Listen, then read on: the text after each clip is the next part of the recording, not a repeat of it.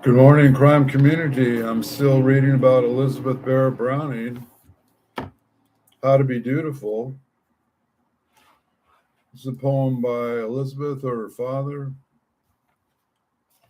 The gray owl on the ruined wall shut both his eyes to hide thee. He ever flapped his heavy wings, all broken and weak, and the long grass waved against the sky around his gasping beak. I sate beside thee all night long while the moonlight lay forlorn, strewn round us like a dead world shroud in ghastly fragments torn. Elsewhere, the new poetry preaches an explicitly social morality, licensing such fantasies by trying up scenes of sensual bliss with moral closure until its austere conclusion that knowledge by suffering endureth, that life is perfect by death. Elizabeth's own A Vision of Poets is vividly central as a picture of archetypal living poet. Sometimes through the moral is slant and the raw economic progress is slowly recognized as a source of social ills, romantic nostalgic, whether in Tennyson's The Lady of Shalott or in Elizabeth's The Romanot of the Page, offering a comforting counter fantasy. Precisely through its quaint medievalism and far flung settings, such as poetry turns toward the changing society it serves, as even Elizabeth, writing among her plastered busts of the dead greats, is aware. After all, she is the daughter of the new mercantile class, and while there is nothing like London life for keeping you in a literary swim, there is also nothing like London to remind you of the wider society of the steppes. Wimpole Street is smart, but it's no gated community. On September 13th in 1843, Crow arrives home in floods of tears from walking Flush, their dog, trotting loose behind her in busy Mortimer Street. A few blocks from home, the little dog has been pounced on and stolen. All the maid knows is that she heard the stranger alarm bark, and when she turned around, he had vanished. Elizabeth is distraught, and while she sobs herself into a fever, the three boys still at home, Seddy, Alfred, and Henry, get into the case. They have missing notices printed up within hours and post them up all around the neighborhood the same day, and there's no news. Elizabeth passes a sleepless night. The next day, however, the brothers make some more widely wise inquiries. It quickly becomes clear that they are dealing with organized crime. Seddy meets dark men in dark alleys and derives a fallacious hope from the ultra blackguardism of the certain Jim Green who talked pure Alasian, a term for thieves slang, and was just setting out for a dogfight to meet lots of dog stealers. Having barristers in the family is useful for tracing underworld contracts, and the correct intermediary turns out to be a gunmaker in New Bond Street. William Bishop is said to be a highly respectable man and keeps a petition against dog stealers in general, something surely hopeful for thieves looking for animals to steal. Nevertheless, he puts Alfred in touch with the soi distant cobbler named Taylor. Taylor is the leader of the Fancy, a gang who kidnap the pets of the rich and who makes 4,000 a year by the trade. He's already stolen Miss Chickasser's little black dog from next door to the Barretts and established the going rate of ransom feelings of £5 down. He even announces to Henry that the gang has been 2 years on the watch for Flush. On the second evening of the emergency, Taylor arrives at number 50 while the family, apart as usual from Elizabeth, are sitting down to dinner. He claims to have found Flush. For £5, he will take Alfred to the dog. Unfortunately, Alfred knows Elizabeth has only 2 sovereigns to hand. Worse, Papa, overhearing the bargain, stormed into the hallway, yelling that the family will not give a farthing more than 2 sovereigns, and that Taylor and the dog can go to hell. Papa said, "Say nothing to this to Ba," but the voices were loud. Upstairs in the little room, Elizabeth passes another sleepless night. But in the morning, once her father is left home on business, she hands the other 3 sovereigns to William Bishop's. It's enough to raise Taylor, who turns up again at Wimpole Street to demand a final half-sovereign and to agree to rendezvous with Henry that evening of the gun shop, where sure enough, Flush is waiting. Henry brings him home by a cab. The little dog is filthy and traumatized, about 2.5 days without food or water, but he turned out to have suffered no long-term ill effects. Also, almost as good as Papa arrives home that evening. Rather than interrogating the family about what he knows perfectly must have happened, he is delighted. For this weak, anxious man, the dual problem of his favorite daughter losing her pet and having backed himself into a non-negotiable position has been solved for him. Worldly wise Henry has been arranged to follow by a plainclothes officer who would arrest Taylor for the moment he had flesh, though his plan was foiled when the policeman got the wrong time.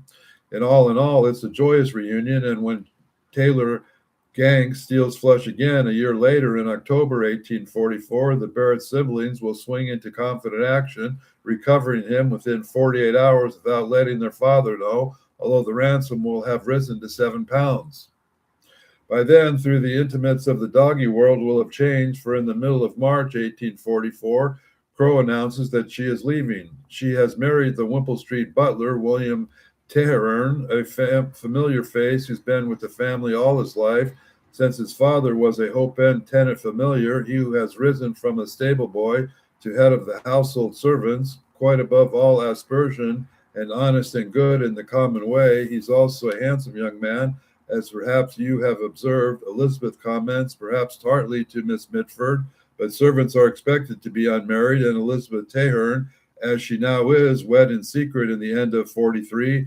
More, she was already 3 months pregnant on her wedding day. Now the wedding is confessed and not the pregnancy, and Tehern leaves immediately upon his announcement to set up a bakery, which the Barretts promised to patronize, at a new home in Camden Town. Meanwhile, Crow, as established, can't stop calling her, works out a protracted leave. She's already 6 months pregnant. In May, enters her 8th month, and the top of working for early hours of a bakery shift, she continues to walk the miles between Camden and Wimple Street as part of her gradual handover, which may be in part express her own ambivalence. It's a shock to have to leave home in an absorbing, secure job because you're married, especially as this was a shotgun wedding in which no time to prepare the emotionally. Besides, pregnancy hormones keep the young mother to be emotional. She weeps copiously. Hers has been a demanding role. Elizabeth is always at home, has few other companions, and is never far from being bedbound. But nursing her successfully through a series of crises has made the two women's relationship usually human. It has the intensity of absolute dependency upon Elizabeth's side, while for Crow, a bright, opinionated woman, it has been the opportunity to access ideas and the books that Elizabeth lends or reads aloud to her, although this is probably less flattering than it seems, since Elizabeth also reads aloud to Flush and even tries to teach him to read. To prevent her mistress from getting work done, Crow's final days passes unannounced, and in April 44 is full of glorious chaos anyway, as Miss Mitford at last brings Flush Sr. to visit Elizabeth and Flush Jr., but Elizabeth is upset all the same. She picks up the secrecy surrounding Crow's marriage, and even though she must understand perfectly well that it's essential for people in service to get arrangements in place before they're dismissed into the world with no means of support, but if Crow has ever had contemplated confiding in her, witnessing what happened when Miss Mitford's maid and groom got into a similar scrape at the start of this year would have put her off. Elizabeth's overreaction to the cri de coeur of someone who desperately wants, she has most to do with to love her. Of the want of chastity, I say nothing at all. I can even conceive of the chasteness of women sacrificing her reputation to the love of one man, but the train of deception is a different matter, and more I think of the heart, which could so plot on, and wedding ring on the finger, and the lover behind the door. After the wedding ring is on Elizabeth Crow's finger, her successor, a fellow Northerner, is chosen. Elizabeth Wilson has arrived in North Cumberland in service of Susanna Maria, a Barrett cousin by marriage, who's staying at Whipple Street because her husband, Samuel Gooden Barrett, is in danger of arrest over another contested will. Henrietta, seeing someone gentle-voiced and of bright and kind countenance, responds to the emergency of Crow's departure by poaching Wilson on his sister's behalf. Elizabeth herself is a little less fulsome, though her reservations will prove unfounded. Very willing, very anxious, almost too anxious, very gentle, almost too gentle, a little failing in the vivacity and cheerfulness I like about me. I'm afraid I shall never like her as well as Crow. at which juncture she must pause to accuse one of these young women, Crow or Wilson, over the development of Elizabeth's signature hairdo. In the 1840s, barley curls, long virtual ringlets hanging over the ears, moved to the nursery to the heads of the grown women, so half of Elizabeth's hair is massed in a chignon low down to the nape of her neck, while the rest hangs in thick dark curls either side of her face. It's a tumbling, girlish look, flattering to a woman in her late 30s who wishes to hide somewhat behind her coiffure. In cheek hugging also echoes the lacy side panels of invalid bonnets. Perhaps Elizabeth finds the familiar feeling comforting. Unfortunately, though, while fashions continue to change, her hairstyle will not. By the time she's in her 50s, it will long have ceased to be flattering and will have come to look, if anything, like a homage to flush. In 1844, however, barley curls are fashionable, and so is Elizabeth herself, as a new collection of her works enjoys literary success. Edward Moxon publishes poems on August 1844, and this time she reviews are still more numerous and enthusiastic. She receives substantial coverage in 16 British periodicals. Moxon's offprints are printed simultaneously in New York by Henry G. Langley, who gives the book the title of its long opening poem, A Drama of Exile.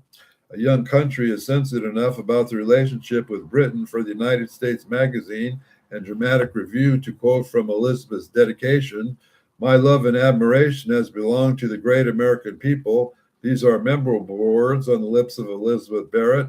America is not marble, not stone, and should be insensible to a good will so earnest and true.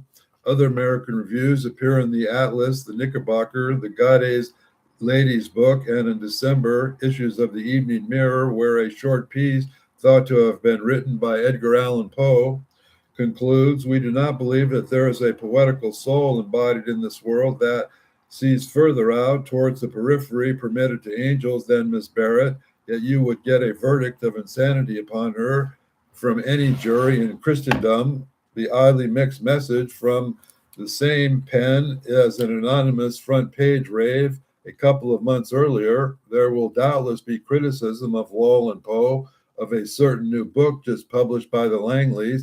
It is as to style merely Tennyson out Tennyson, and the last strain and tension of peculiarity and surprise, but withal brimful of genius. Miss Barrett is worth a dozen of Tennyson and 6 of Motherwell, equal perhaps to an original genius of Keats and Shelley. We wish we knew more of her." Poe, a complex individual with a reputation of invention of all kinds, may merely be trying to stroke literary controversy. By positioning Elizabeth poetry as important, something new is going on. Back in London, The Spectator makes its intelligent attempt in the month the book appears. Miss Barrett is of the school of which Mr. Coventry Patmore belongs, but the happier choice in the selection of her subjects, more of skill in the use of the materials, a healthier moral tone, and less affection, lesser style and occasional choice of her meter. The author whom Miss Barrett immediately resembles is Tennyson. The piece goes on astutely and ascribed to her something close to the picturesque culture from which she grew up, representing things not as they really are or as they are supposed to be, but with a peculiarity derived from the writer's minds. Her poems excel in the species of quaint description, which is sometimes more effective than the natural style. Other British reviewers compare Elizabeth to Milton, Keats, Coleridge, Byron, and Wordsworth. She's being read against the entire English canon, as well as against her peers, yet still she remains a special case, set apart by gender. We have no hesitation in saying that among the female poets of the day, Miss Barrett stands at the head. Pronouncing the Atlas, worse than Blackwood, Scottish metaphysician James Ferrier raps her over the knuckles as aspiring to the literary at all. If she will be wash her hands completely of Achilles and Milton and of all other poets and come before the public in the graces of her own feminine sensibilities, her sway over human hearts will be more irresistible than ever, and she will be nothing to fear from the comparison of the most gifted and industrious of her sex.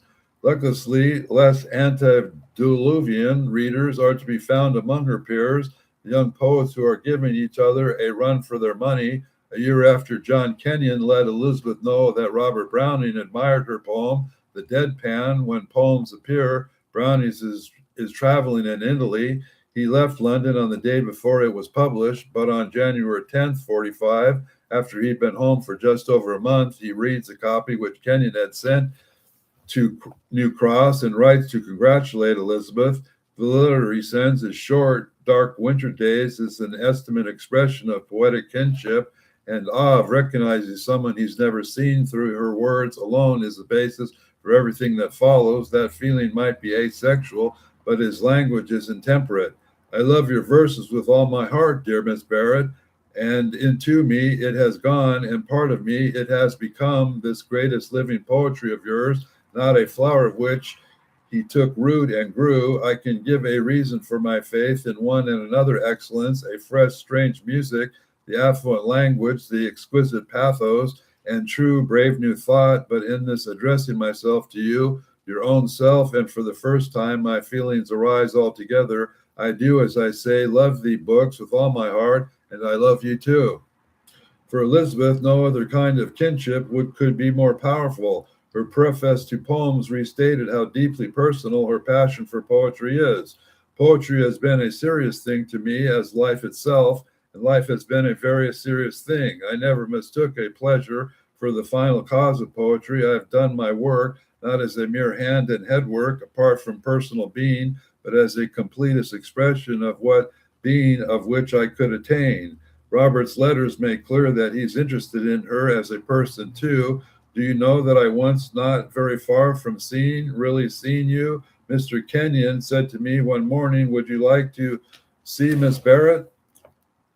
When he went on to announce me, then he returned, and you were too unwell, and now it's a year ago, and I feel it is some time untoward passage in my travels, as I have been so close to some world's wonder in chapel or crypt, but his very first words that couldn't be better pitched is speak directly to her poetic, which is to say her emotional self.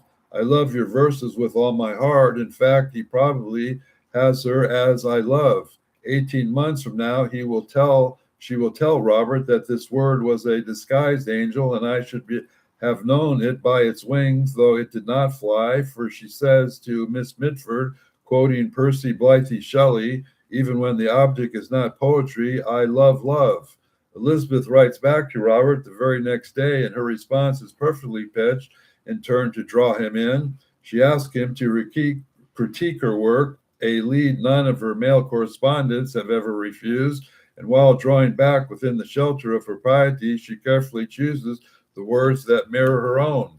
I thank you, dear Mr. Browning, from the bottom of my heart. Such a letter from such a hand. Sympathy is dear, very dear to me, but the sympathy of such a poet, is the quintessence of sympathy to me, as though she havers to find herself exceptionally at least contemplating an actual meeting.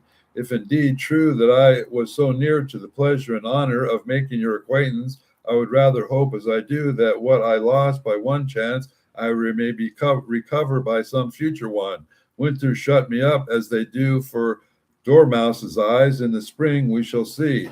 The next day is Sunday, as so as to calm her impatience for his response. The wait is worth it.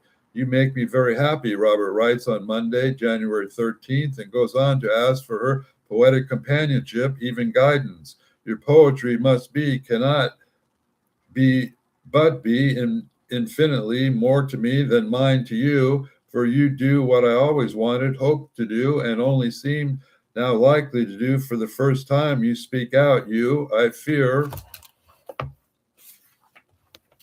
the pure white light, even as it is in me, and I am going to try, so it will be no small comfort to have your company just now. But Elizabeth does not hear the profound compliment in this. What she thinks is that she's going offered the worthy by tedious role of mentor. The fierce childhood shyness remains just as strong as the rest of her passionate nature. Immediately she retracts her suggestion of meeting.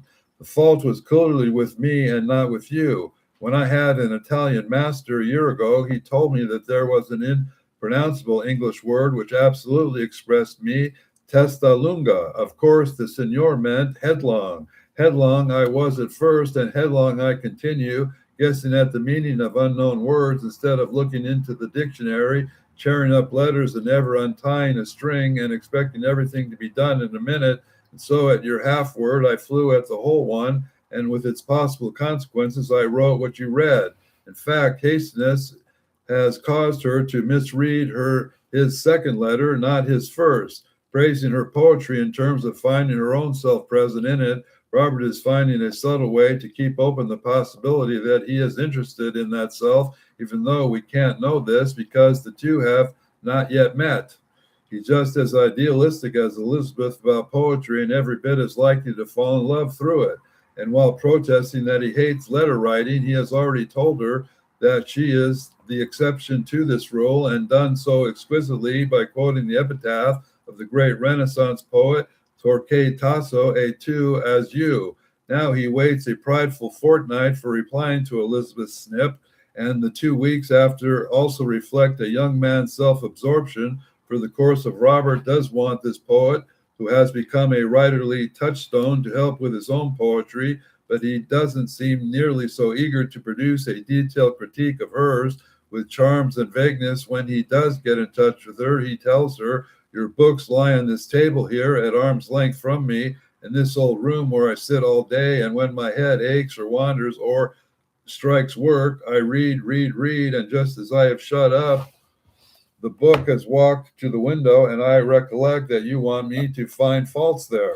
Elizabeth managed to make herself wait a week before responding. She struggles against powerful impulses, not just to draw this particular correspondence. For her, letter writing is no chore, for it is a social life. As for me, I have done most of my talking by the post of late years. Her response artfully coaches dear Mr. Browning in the art of correspondence. Oh, don't let us have any constraint, any ceremony. Don't be civil to me when you feel rude, nor loquacious when you incline to silence, nor yielding in the manners when you are perverse in the mind. And let us rest in the bowing and the curtsy, you and I on each side, and you will find me an honest woman on the whole, if rather hasty and prejudicing. And we have great sympathies in common, and I am inclined to look up to you in many things, and to learn as much of everything as you will teach me. And so Robert realizes, as he has played it too cool. He writes back after carefully observing the one week rule. For reasons I know, for other reasons I don't know exactly, but night, if I choose to think a little, and still for other reasons, which most likely all the choosing and thinking in the world would not make me know, I had rather hear from you than to see anybody else. Are not these fates written? There, do you answer these, please? But mine is, it is on the record. Their fates are indeed written, and Robert posts this letter on 11th of February 45. Elizabeth is about to turn 39 and established as one of the country's leading poets.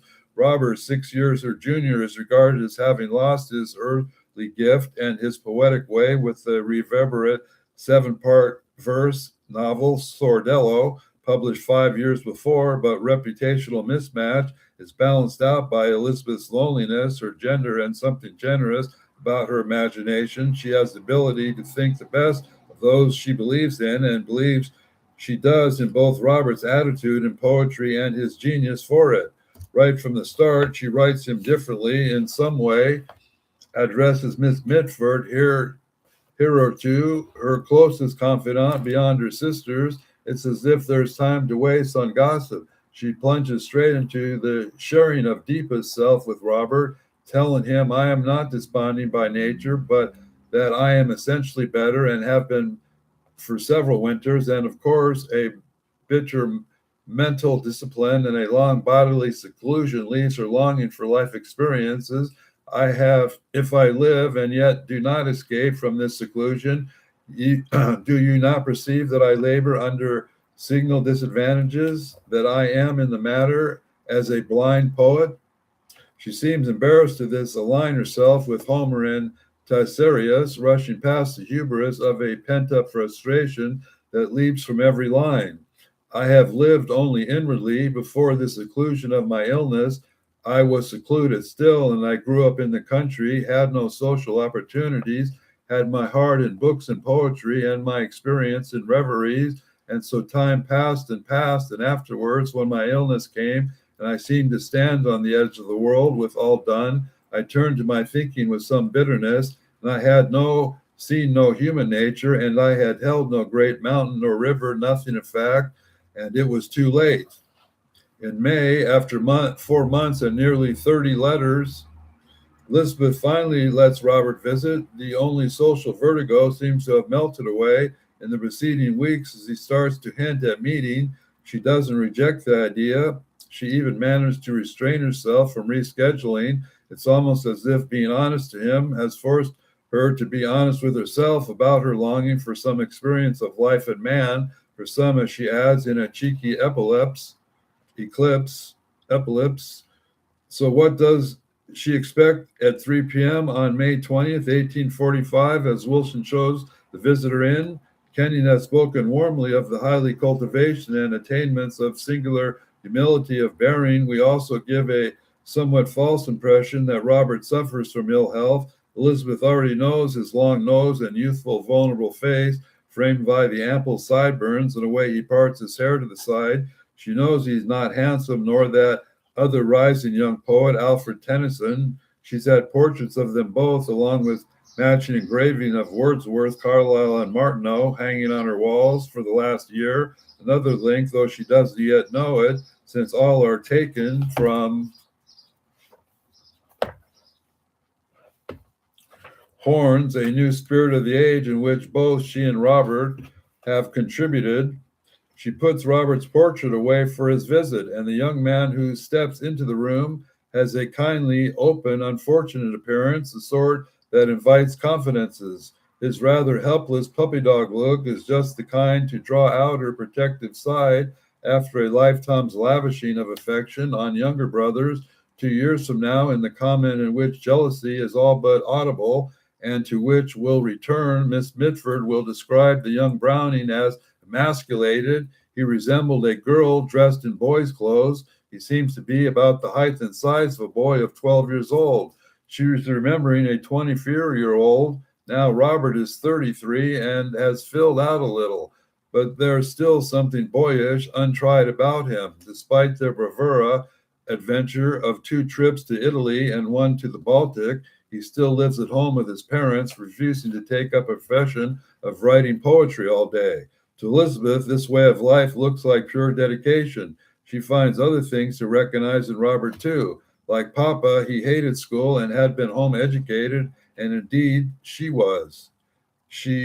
Indeed has she. The Brownings, like the Barretts, are Whigs and religious nonconformists.